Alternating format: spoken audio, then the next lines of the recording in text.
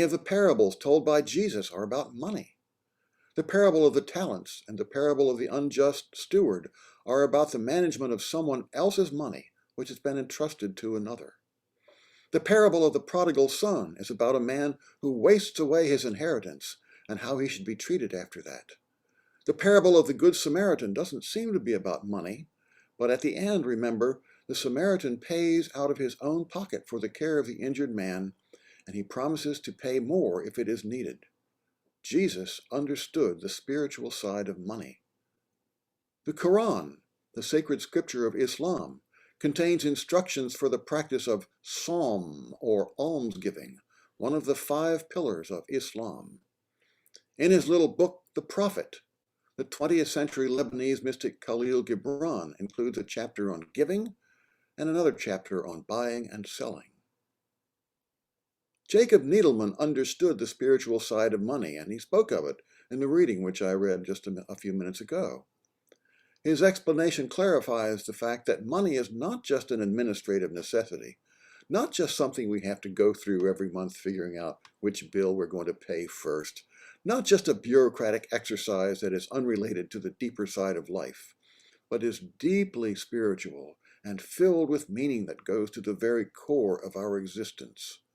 The way we choose to spend our money reflects at the most fundamental level who we are and what we value and hope for in life.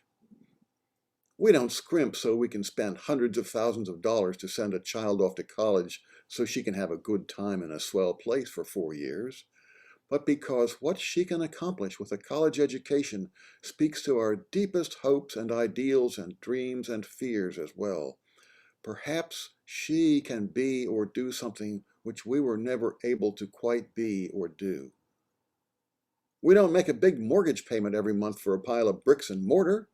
We make that payment so we can have a place of comfort where our lives can go forward, where families can grow, where there can be love and work and times of joy and entertaining which will fill our lives and the lives of those we love with meaning.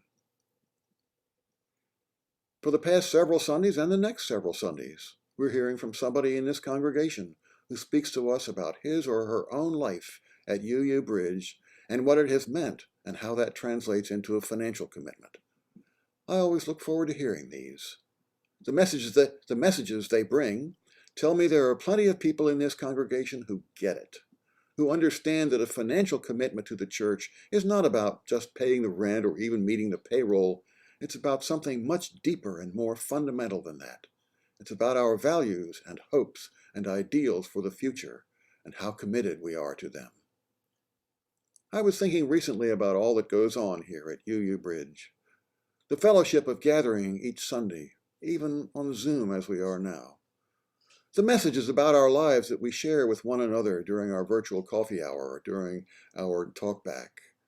The men's group, which meets regularly and even has had a picnic lunch several times recently and is planning another one this coming week. Our amazing Environmental and Social Justice Committee and the work they are doing to improve the environment and to help those in need.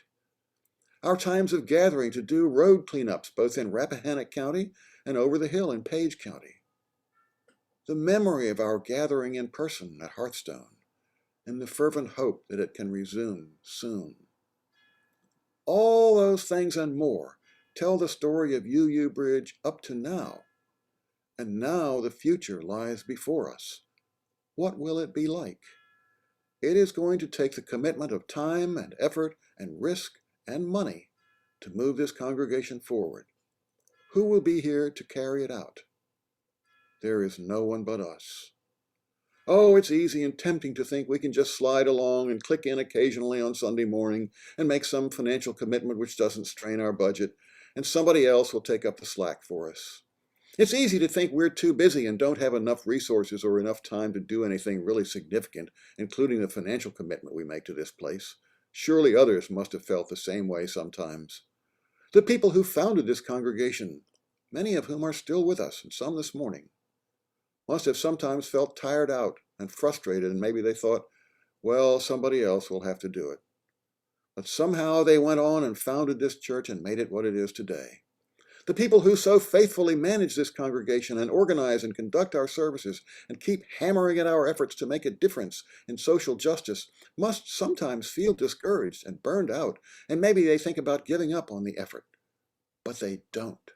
They do what it takes because they see a need that's consonant with the values we share, and they know that if they don't act, maybe nobody will.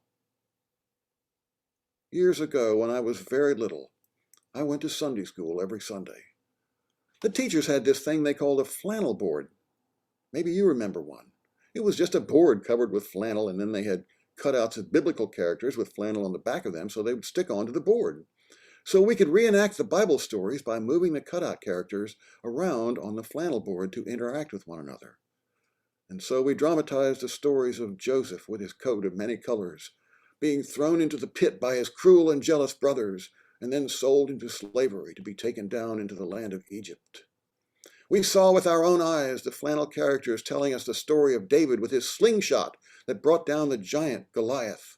Stories of kings and wars and families and lovers and jealousies and hatreds.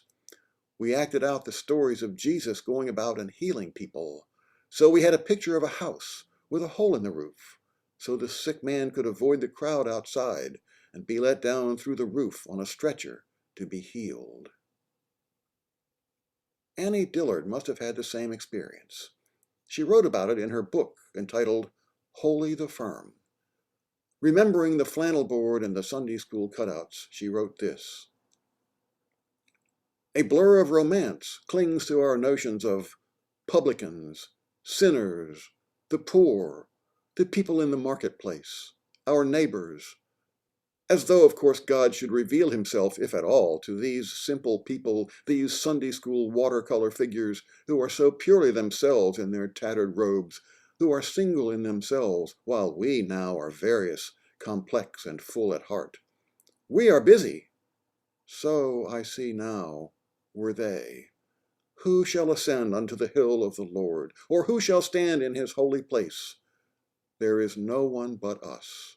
There is no one to send, nor a clean hand, nor a pure heart on the face of the earth, nor in the earth, but only us, a generation comforting ourselves with the notion that we have come at an awkward time, that our innocent fathers are all dead, as if innocence had ever been, and our children busy and troubled, and we ourselves unfit, not yet ready, having each of us chosen wrongly, made a false start, failed, yielded to impulse and the tangled comfort of pleasures, and grown exhausted, unable to seek the thread, weak and involved.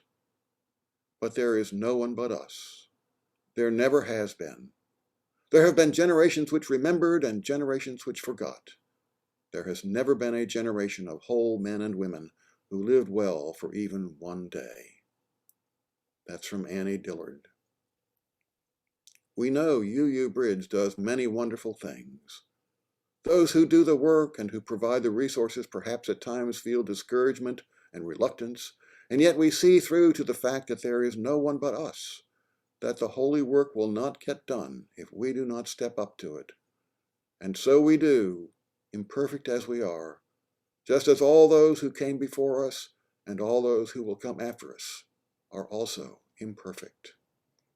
Now we have in our hands the future of UUBRidge. We have in our hearts the values we share and the knowledge that we want to hold them up among ourselves and teach them to our children and spread them to this community and the world at a time in history in which God knows our values and hopes and ideals are needed in this hurting and confused world more than at any time in the lifetime of any of us here. We are now more than a year into the coronavirus pandemic, which forces us to meet online instead of gathering in person. You know this, it has already killed more than 500,000 Americans and sickened millions. It has closed countless businesses, some of them forever, and thrown tens of millions out of work, putting many of them in danger of losing their homes.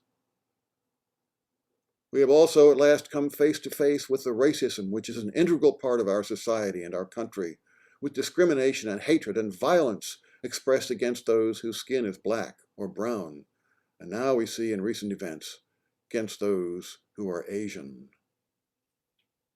We know we need to make the world hear us. We also know this church, UUBRidge, is one of the ways we can band together to move those values and hopes and ideals out into the world in ways in which none of us could do alone. We know we are the ones who must provide the resources which make it possible to do this. There is no one but us. No one but us. Those are some of my thoughts as we enter into our annual pledge drive. What thoughts do you have?